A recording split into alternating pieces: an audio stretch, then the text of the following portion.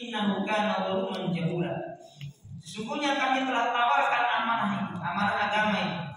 Kepada siapa ditawarkan? Alas samawat, kepada langit-langit yang tinggi dan besar itu. Wal ardi, dan kepada bumi yang terbentang terhampar dengan luas ini. Wal jibal, dan ditawarkan juga kepada gunung-gunung yang kokoh di luar sana, kita bisa menyaksikannya. Fa'abaina, lalu mereka semua itu menolak an yahmilna, untuk memikul semua amanah-amanah itu. Fahamalah al-insan, maka manusialah yang menerima amanah-amanah itu. Innahu kana zaluman jahula, sesungguhnya manusia itu adalah makhluk yang zalim dan jahil. Dua sifat dasar ini adalah sifat dasarnya manusia, yaitu zalim dan jahil. Ini adalah tujuan penciptaan pertama, yaitu untuk menjalankan amanah, untuk memerankan amanah dengan sebaik-baiknya dari Allah Subhanahu wa Ta'ala. Selanjutnya, tujuan penciptaan yang kedua, yaitu beribadah kepada Allah Subhanahu wa Ta'ala. Sebagaimana Allah berfirman, ya ayuhan nas, ubudu rabbakum alladzi khalaqakum walladzina min qablikum la'allakum tattaqun. Al-Baqarah 21. Wahai manusia semuanya, baik itu yang muslim maupun non muslim, baik itu dari timur maupun barat, baik laki-laki maupun perempuan, Allah panggil semuanya, ya ayuhan nas, wahai manusia. Ubudu rabbakum, sembahlah Tuhan kalian, alladzi khalaqakum, yang telah menciptakan kalian, walladzina min qablikum, dan orang-orang yang sebelum kalian, la'allakum tattaqun, supaya mereka itu mau bertakwa. Mudah-mudahan mereka bertakwa kepada Allah Subhanahu wa Ta'ala. Maka yang kedua ini, tujuan kedua ini, para ulama jamaah rahimakumullah, yaitu hendaklah kita menjadikan Allah Subhanahu wa Ta'ala sebagai ilah yang kita sembah, sebagai makhluk, sebagai zat yang kita sembah. Sebagaimana Allah berfirman dalam surah yang lainnya, wa ma khalaqul jinna wal insa illa liya'budun. Tidaklah kuciptakan jin dan manusia melainkan untuk menyembah. Oleh karenanya, seorang muslim yang berakal adalah muslim yang faham akan tujuan penciptaannya. Jadi janganlah sampai dunia ini melalaikan kita dari tujuan ini. Dan janganlah sampai tanah kuburan itu menjadi pengingat terakhir bagi kita. Sebagaimana Allah berfirman, alhaakumut takatsur. Kalian itu manusia telah disibukkan dengan memperbanyak harta, telah disibukkan dengan mencari dunia. Alhaakumut takatsur hatta zurtumul maqabir, sampai kalian mengunjungi kuburan. Di ada manusia yang sibuk mencari dunia, hampir tidak ada waktu untuk beribadah, sampai dia mendatangi kuburan, sampai meninggal. Di jangan sampai kita termasuk dalam ayat surah Al-Kahfi ini. Kemudian yang ketiga, tujuan yang ketiga yaitu menjadi pemimpin di atas muka bumi. Jadi khalifah, menjadi pemimpin di atas bumi. Sebagaimana firman Allah Subhanahu wa Ta'ala, wa idh qala rabbuka lil malaikati inni ja'ilun fil ardi khalifah. Ketika Tuhanmu berkata pada malaikat, inni ja'ilun fil ardi khalifah, wahai para malaikat, sungguh aku akan menjadikan pemimpin di atas muka bumi ini. Dan pemimpin itu bernama manusia yang Allah Subhanahu wa Ta'ala ciptakan. Oleh karena itu, keberadaan kita di atas muka bumi ini, yang pertama untuk menjalankan amanah, yang kedua untuk beribadah, dan yang ketiga untuk menjadi pemimpin yang memimpin bumi. Maka bahwa yang memimpin ini bukanlah malaikat, yang memimpin bumi ini bukanlah jin, yang memimpin bumi ini bukanlah hewan, bukanlah robot, tapi manusia yang Allah Subhanahu wa Ta'ala jadikan sebagai penghuni bumi. Selanjutnya adalah karena judulnya tentang menata kehidupan dalam pandangan Islam, maka alangkah baiknya kita memahami apa itu kehidupan dalam pandangan Islam. Jadi Islam itu memiliki pandangan tentang kehidupan yang mungkin walaupun kita semua hidup sampai hari ini, mungkin tidak semua di antara kita kalau kita ditanya, dibiarkan kita merenung 1 menit, kita tanya kembali kepada diri kita, hidup ini apa? Kalau kita ditanya, diminta untuk memberi jawaban, apa sebenarnya kehidupan ini dalam pandangan kita? Mungkin kita akan datang dengan berbagai macam pandangan kita tentang kehidupan, dan itu bisa saja benar, bisa saja salah. Namun dalam Al-Quran, Allah Subhanahu wa Ta'ala telah berikan kepada kita arti daripada kehidupan. Sebagaimana Allah berfirman dalam surah Al-Mulk, Allah berfirman, "Huwallazi khalaqal mauta wal hayat liyabluwakum ayyukum ahsanu amala." Dialah Allah yang telah menciptakan kematian dan kehidupan untuk menguji kalian, siapa di antara kalian yang paling bagus amalannya. Dari ayat ini kita bisa memahami bahwasannya hidup dalam pandangan Islam ini adalah ujian. Ya, hidup dalam pandangan Islam adalah ujian. Karena dia adalah ujian, maka ia harus dijalani dengan kesungguhan. Karena dia ujian, maka dia harus dijalani dengan keseriusan. Maka ada yang sukses dalam ujian dan ada yang gagal di dalam melaksanakannya. Dalam ayat ini Allah Subhanahu wa Ta'ala menciptakan kematian dan kehidupan. Yang telah berulang-ulang dijelaskan, memang yang paling pertama Allah ciptakan itu adalah kematian. Waladzi khalaqal maut wal hayat liyabluwakum ayyukum ahsanu amala. Untuk menguji kepada kita siapa yang paling bagus amalannya. Siapa yang paling bagus amalannya, bukan siapa yang paling kaya hartanya, bukan siapa yang paling bagus bajunya, bukan siapa yang paling bertingkat rumahnya, bukan siapa yang paling tinggi pangkatnya. Allah tidak punya urusan dengan pangkat kita nanti. Allah tidak punya urusan dengan rumah-rumah kita.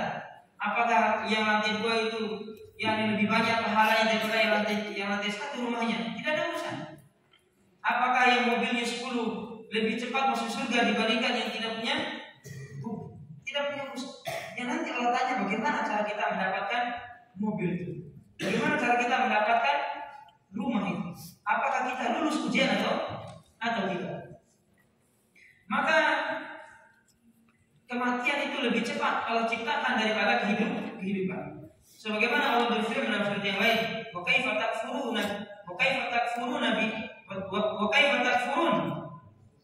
bi ayatillah wa kuntum Mada fi awal al-Baqarah, wa kaifa takfuruna billahi wa kuntum amwatan fa ahyaakum thumma yumitukum thumma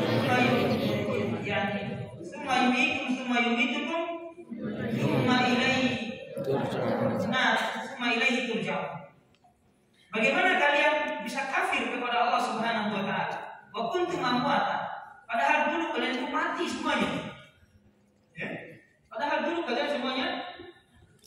Kemudian summa yuhyikum, kemudian Allah hidupkan lagi kalian. Kemudian summa yumitukum, lalu Allah matikan lagi kalian. Dan kepada ulah atau kepada Allah semua akan dikembalikan. Maka seorang muslim harus memahami bahwa hidup ini adalah ujian. Maka jangan sampai terkecoh, jangan sampai lalai dalam menjalankan ujian itu. Kemudian ada 2 model manusia yang menjadi tolak ukur, yang menjadi contoh dalam kehidupan ini. Yang pertama, model yang gagal dalam memahami kehidupan ini. Di sana ada Fir'aun, di mana Fir'aun Allah Subhanahu wa Ta'ala telah berikan jabatan yang tinggi, jadi raja penguasa di Mesir. Tapi dengan rajanya itu, dengan kekuasaannya itu, justru dia semakin jauh dari Allah Subhanahu wa Ta'ala dan justru menganggap dirinya sebagai Tuhan. Ana rabbukumul a'la, saya Tuhanmu yang paling tinggi. Apa yang terjadi? Allah tenggelamkan dia ke dalam laut. Di sana ada Korun yang masya Allah hartanya melimpah ruah, dan untuk membuka gudang emas dan harta yang dia simpan, gudang yang di dalam itu ada hartanya, kuncinya harus dipikul oleh 7 orang. Dan tidak ada insya Allah di zaman ini orang yang punya gudang harta yang kuncinya dipikul oleh 7 orang, tidak, kecuali Qarun. Tapi dengan banyaknya harta Qarun ini, Allah Subhanahu wa taala benamkan dia bersama kesombongannya, bersama hartanya di perut bumi ini. Dia gagal dalam memahami kehidupan. Di sana misalnya juga ada Abu Jahal, Abu Lahab, yang mereka Allah berikan kenikmatan untuk menjadi pemimpin bagi kabilah-kabilah dan kaum-kaumnya. Lalu Allah Subhanahu wa taala utus kepada mereka seorang nabi yang mulia untuk mendakwakan mereka agar beriman kepada Allah Subhanahu wa taala. Tapi mereka menolak. Justru mereka beriman kepada apa yang diimani oleh abaihim, yakni orang tua mereka atau nenek moyang mereka. Lalu Allah Subhanahu wa taala hinakan mereka.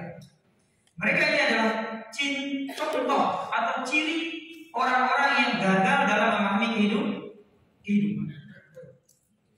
Lalu yang kedua, contoh yakni manusia yang sukses dalam memahami kehidupan. Dia adalah Nabiullah Sulaiman alaihissalam.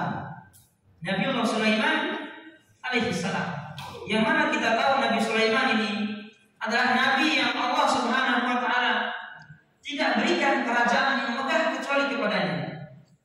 Allah tidak berikan kekayaan yang luar biasa kecuali kepada Nabi Sulaiman.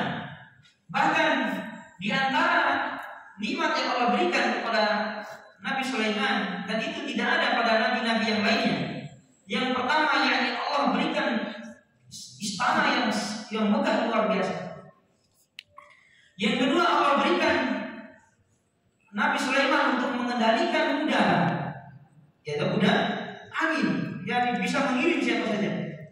Yang ketiga, Allah berikan kemampuan kepada Nabi Sulaiman untuk berbicara dengan hewan, ya kan? Nabi Sulaiman bicara kepada semut, kemudian Nabi Sulaiman bicara kepada burung hudhud, Nabi Sulaiman bicara kepada jin, ya. Maka jadilah Nabi Sulaiman memiliki pasukan di antaranya hewan, jin, yakni manusia. Ini adalah kenikmatan yang besar yang Allah tidak berikan kecuali kepada Nabi Sulaiman. Maka ketika Nabi Sulaiman menawarkan kepada para pengikutnya, para pasukan, siapakah yang bisa memindahkan singgasana Ratu Bilqis dengan cepat? Maka bangunlah jin yang paling kuat mengatakan, saya akan memindahkannya, yakni sebelum engkau berkedip, sebelum engkau bangkit dari kursimu. Lalu datanglah seorang soleh dari kalangan manusia, ahlul kitab, yang paham ahlul kitab, yang punya ilmu tentang Alkitab. Dia mengatakan, saya bisa lebih cepat dari itu, yaitu qabla an tarudda tarfa'aini, sebelum kembali kedipan kedua matamu, sebelum engkau berkedip. Lalu dia berdoa kepada Allah Subhanahu wa taala, dan secepat itu singgasana Ratu Bilqis yang ada di Sabah di negara Yaman. Sementara itu Nabi Sulaiman sedang ada di Palestina. Maka secepat itu datang dengan sangat kilat dengan izin Allah Subhanahu wa taala. Lalu ini merupakan nikmat yang besar, dan Nabi Sulaiman memahami bahwa ini adalah ujian, dan Nabi Sulaiman mengatakan, "Hada min fadli Rabbi." Semua ini adalah karunia dari Tuhanku. Liyabluwani, untuk mengujiku. Ashkur am akfur, apakah saya bisa bersyukur atau justru saya ingin kufur. Waman kafara waman syakara fa innama yashkuru li nafsi. Maka siapa yang bersyukur, sungguh adalah bersyukur untuk dirinya sendiri. Waman kafara, dan siapa yang kufur, fa inna rabbi ghaniyyun karim. Sesungguhnya Tuhan itu maha kaya dan maha mulia. Dua contoh kehidupan ini. Dua contoh model, yakni dalam memahami kehidupan ini, ada yang gagal, ada yang sukses. Maka tentu kita menginginkan kehidupan yang sukses. Memahami kehidupan ini dengan syukur kepada Allah Subhanahu wa taala atas nikmat yang Allah berikan kepada kita. Kemudian yang poin ketiga, yaitu menata kehidupan Islami. Menata kehidupan Islam. Maka kami sampaikan di sini, dalam menata kehidupan Islami ada tiga aspek yang harus ditata, yaitu aspek pribadi kita sebagai manusia, kemudian aspek keluarga, dan yang ketiga aspek masyarakat kita. Yang pertama yaitu aspek pribadi. Dalam menata kehidupan Islami, hendaklah seorang muslim memperhatikan beberapa hal berikut. Jadi seorang muslim pribadi kita harus memperhatikan beberapa hal.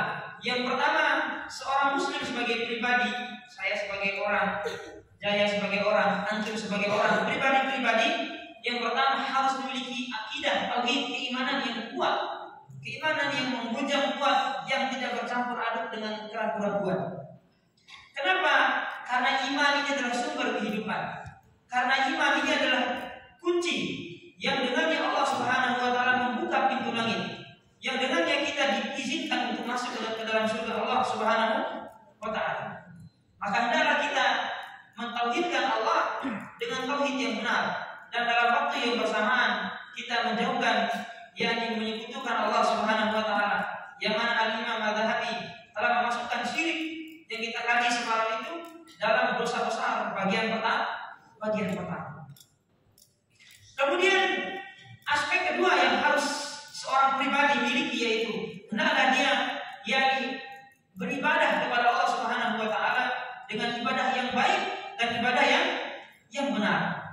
Dan ibadah sebagaimana yang lazim kita bahas dalam ilmu fikih kita dengan para santri, yaitu at-taqarrub ila Allah ta'ala bimtithali awamirihi wajtinabi an-nawahi wal amalu bima adina asyari'u aw amara bihi. Jadi ibadah yaitu mendekatkan diri kepada Allah Subhanahu wa taala dengan menjalankan perintah dan menjauhi larangan-larangannya, dan beramal beribadah sesuai dengan yang diizinkan oleh Allah Subhanahu wa taala atau yang diperintahkan olehnya.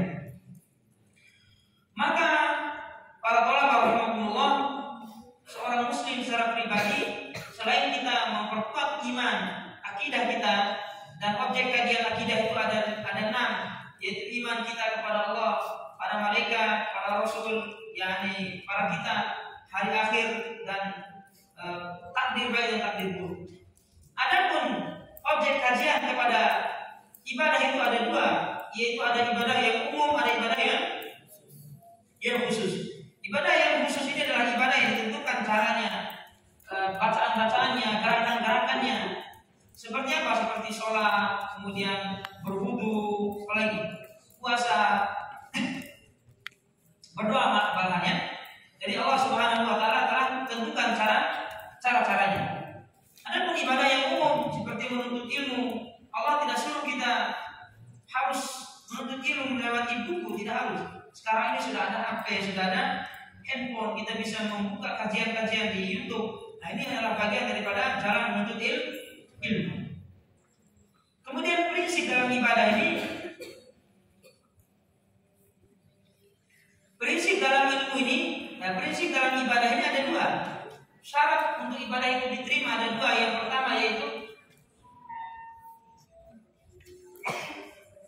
Yang pertama yaitu al-ikhlas, ikhlas kepada Allah Subhanahu wa taala, dan yang kedua adalah dan al-ittiba, mengikuti tuntunan Nabi Shallallahu alaihi wasallam, yang mana tidak ada tuntunan yang lebih baik melainkan tuntunan Nabi Shallallahu alaihi wasallam. Sebagaimana sabdanya, fa inna asdaqal hadithi kitabullah wa khairul huda Muhammadin sallallahu alaihi wasallam. Akidah diperbaiki, akidah diperkuat, ibadah diperbenar, lalu ketiga akhlak diperindah. Ini adalah 3 hal yang harus difahami dan dimiliki oleh seorang muslim sebagai pribadi. Sebagaimana Allah berfirman, "Wa ma arsalnaka illa rahmatan lil alamin." Dan wahai Muhammad, tidaklah kami utus engkau melainkan supaya menjadi rahmat bagi seluruh alam ini.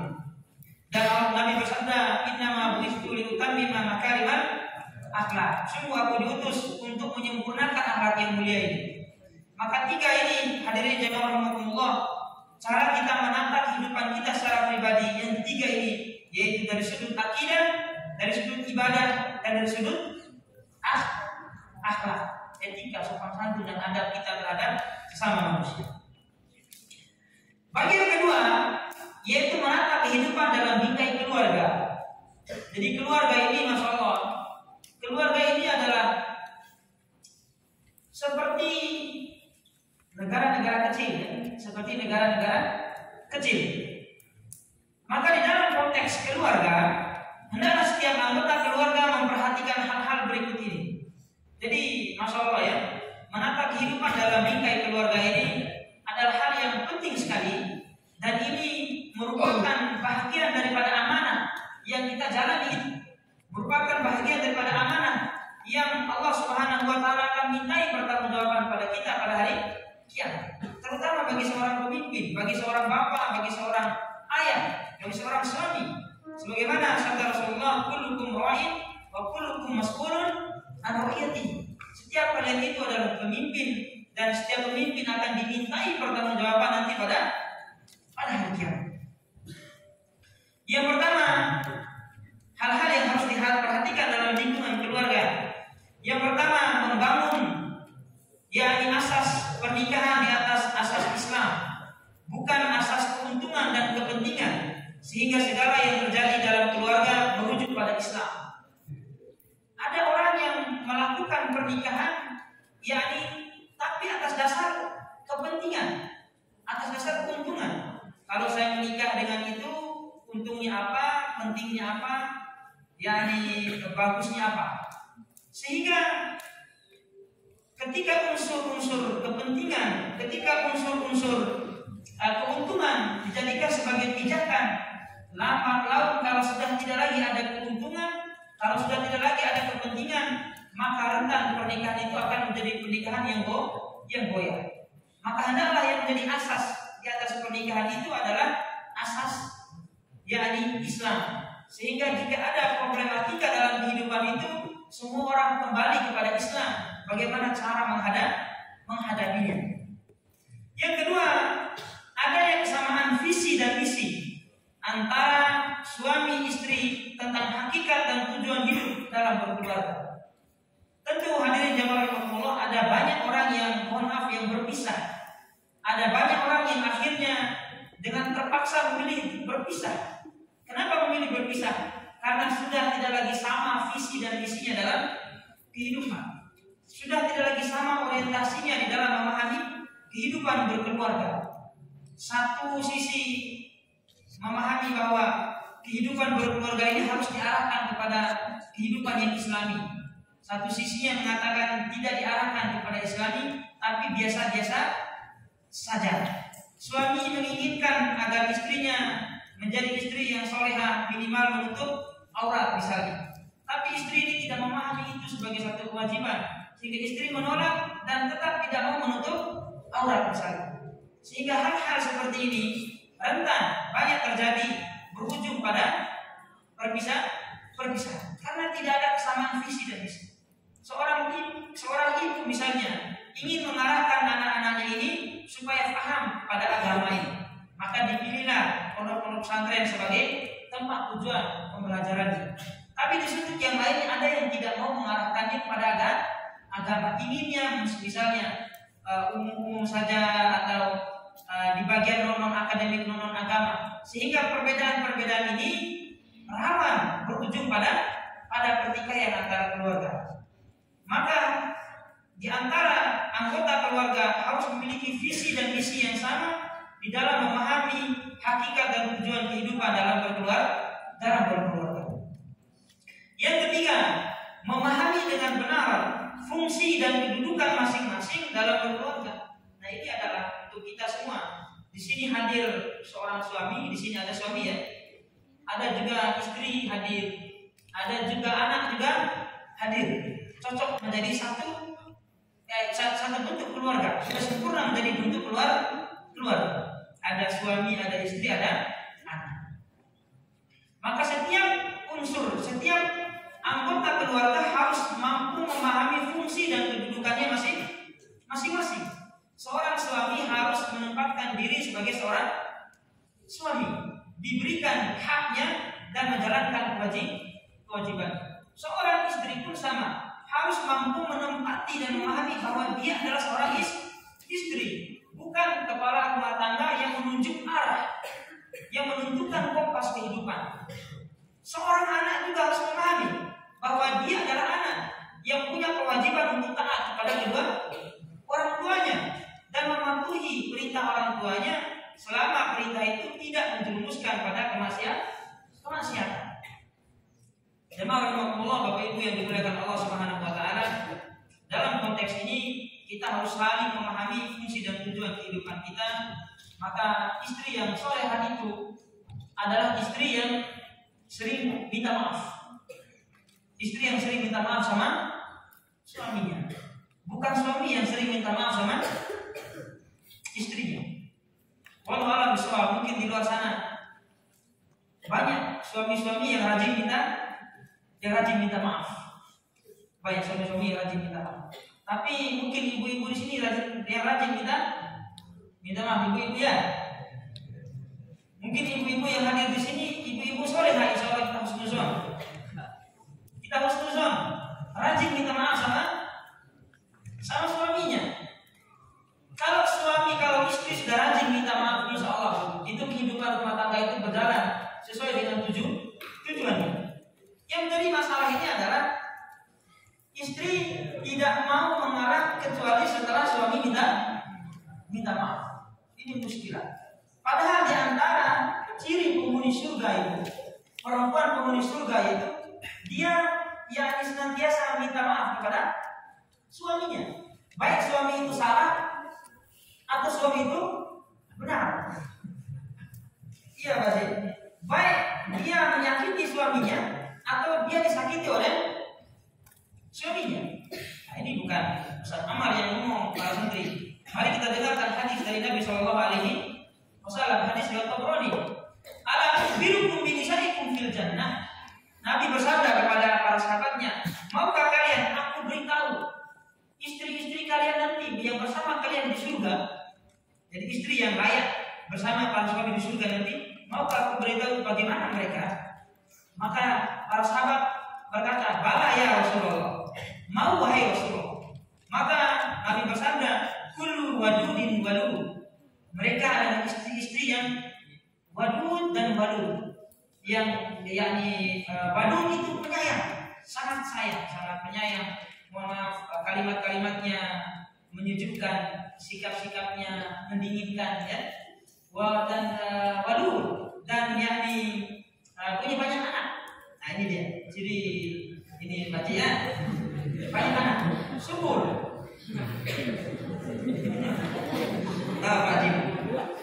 Ini jadi istri-istri nanti di surga itu adalah yang penyayang dan yang banyak anak. Ini turunan. Jadi kalau masih ada kesempatan untuk beranak ya. Karena Nabi SAW sangat senang dengan banyaknya umatnya pada hari kiamat.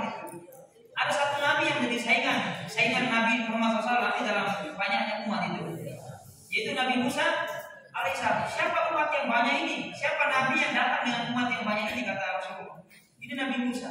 Tapi ada umat yang lebih banyak. Siapa yang lebih banyak sana? Itu umatmu, kata Allah Subhanahu wa taala. Dan Nabi bangga dengan banyaknya umat. Nah ini diperbanyak keturunan. Walaupun memperbanyak istri itu di hal bab yang lain ya. Tidak ada disebutkan memperbanyak istri di baji, memperbanyak anak di sini. Nanti itu di bab lain berarti ya, khusus bapak-bapak. Karena ini ada ibu-ibu juga soalnya. Kullu wadudin walud. Jadi wanita penghuni surga itu adalah yang wadud, yang penyayang, yang yakni banyak keturunannya. Idza khatibat au usiha ilaiha. Jika seorang istri itu marah atau dia disakiti oleh suaminya misalnya, atau ghadiba zawjuha, atau suaminya yang marah, dia akan mengatakan, hadhihi yadi fi yadika la aqtahilu bi ghamdin hatta tardo. Nanti di malam hari itu Bapak Ibu, di malam hari dia akan datang, inilah tanganku di atas tanganmu, maksudnya isyarat untuk minta maaf nih. Saya tidak akan ridho, saya tidak akan akan bisa menutup kedua mataku sebelum engkau ridho padaku malam hari ini. Sebelum engkau ridho, ya. Kalau itu ridho prihatin. Sebelum engkau ridho. Semoga kita punya istri yang seperti ini, Pak Haji. Insya Allah. Semoga istri-istri kita di rumah adalah istri-istri yang rajin minta maaf sama apa? Sama suaminya. Sebab bahaya kalau seorang suami punya istri yang malas minta maaf. Nanti suami itu akan mencari yang lainnya yang rajin minta maaf. Itu bahaya. Maka pada bagian ini, ibu-ibu protes, kenapa? Kami cemburu lah. Kenapa kalau kami salah minta maaf? Kalau suami juga salah minta maaf juga. Ya Allah, Allah telah beri kebaikan yang banyak pada ibu-ibu. Satu, seorang sahabat datang kepada Rasulullah ditanya, wahai Rasulullah, siapakah manusia yang antas berbakti padanya? Kalau Nabi bersabda, ummuka, ibumu, wanita ini. Siapa lagi ummuka, ibumu? Siapa lagi ummuka, ibumu? Siapa lagi abuka, baru bapak? 3 kali disebutkan ibu ini. Bukan 3 orang bapak ibu. 3 kali. Ada yang memahami, berarti ibunya 3 ya. 3 kali. Ummuka, baru aku. Oleh karena itu ulama mengatakan ketaatan seorang anak itu lebih utama dia taat kepada ibunya daripada bapaknya. Misal, ibu bapak manggil bersamaan. Wahai Jaya, ini namanya Jaya. Wahai Jayadi, kata bapaknya, tolong pergi belikan pulsa bapak. Ibunya bilang, Jayadi, tolong pergi belikan garam di pasar. Dalam konteks itu, maka yang afdol, yang lebih utama bagi Jaya ini adalah mengikuti perintah ibunya. Karena ketaatan kita kepada anak itu 3 kali kepada ibu kita. Untungnya ibu-ibu itu. Apalagi keuntungan ibu-ibu ini. Misalnya, seorang istri yang soleha itu, Nabi pernah ajarkan, beritahu siapa istri yang soleha, yaitu istri yang apabila amartaha ata'atka, apabila istri itu engkau perintah dan dia taat. Kemudian apabila engkau nadarta ilaiha saratka, apabila engkau melihat istrimu, engkau senang sekali. Senang melihat istri. Senang maksudnya mungkin istrinya akhlaknya bagus, penampilan di rumah juga bagus. Ini muskilahnya zaman ini. Istri-istri itu indahnya ketika ada acara di luar saja.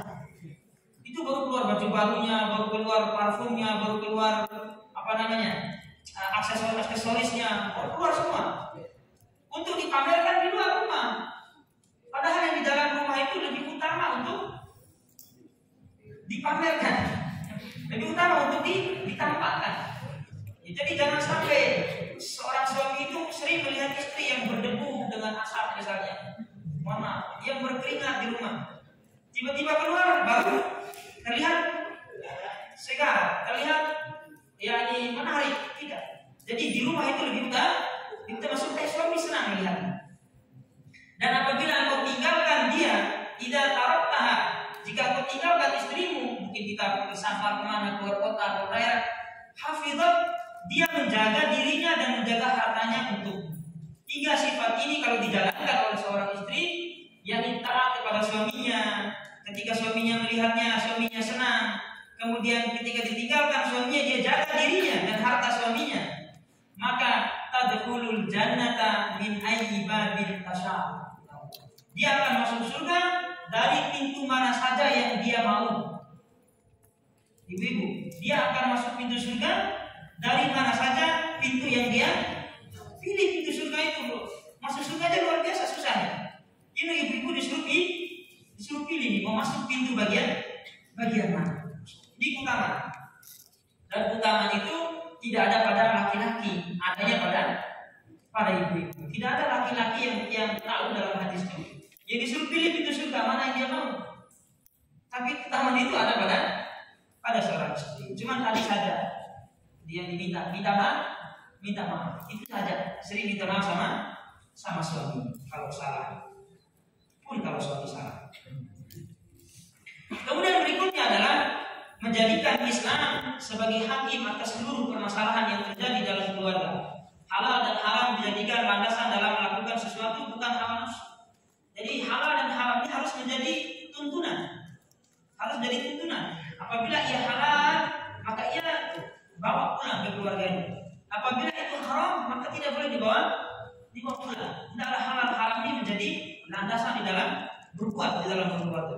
Kemudian yang berikutnya adalah di dalam keluarga harus menerapkan amar ma'ruf nahi munkar di antara sesama anggota keluarga agar tetap berjalan dalam landasan Islam. Harus ada nahi amar ma'ruf nahi munkar itu dalam keluarga, tidak hanya di luar keluarga. Ada bapak-bapak misalnya, mohon maaf, yang belum rajin sholat, ya seorang istri harus memerintahkan. Demikian pula apabila ada istri yang belum rajin sholat, seorang suami juga harus memerintahkannya al-amru bil ma'ruf. Dan apabila ada kemungkaran yang terjadi di situ, baik oleh suami, oleh istri, oleh anak, maka harus dicegah. Sebab kalau kita tidak mencegah ini, tidak melakukan amar ma'ruf nahi munkar ini, persis seperti orang-orang Yahudi. Jadi sifat orang Yahudi itu tidak amru bil ma'ruf, tidak nahi anil munkar, lalu Allah turunkan azab kepada mereka. Kemudian menghiasi rumah dengan ibadah, ini dia, seperti membaca Quran, sholat sunnah, berzikir, berdoa, mengajarkan pada anak untuk bersedekah. Jadi di dalam membina yakni kehidupan berkeluarga, juga rumah-rumah itu harus didengungkan Al-Quran, harus dibiasakan ada ibadah-ibadah yang banyak di situ. Mohon maaf, jangan sampai putaran lagu-lagu popnya, lagu-lagu yakni dangdutnya lebih banyak daripada suara mengaji. Jadi harus mengaji, dan itu harus dimulai dari orang tua. Kenapa? Karena anak ini dalam, apalagi anak-anak kita masih kecil, dalam pemahaman para psikolog itu, anak-anak ini, terutama anak perempuan ini, adalah tukang kopi paling handal. Apa yang dilakukan oleh orang tuanya itu yang paling cepat dia rekam dan dia terapkan dalam kehidupannya anak-anak kita ini.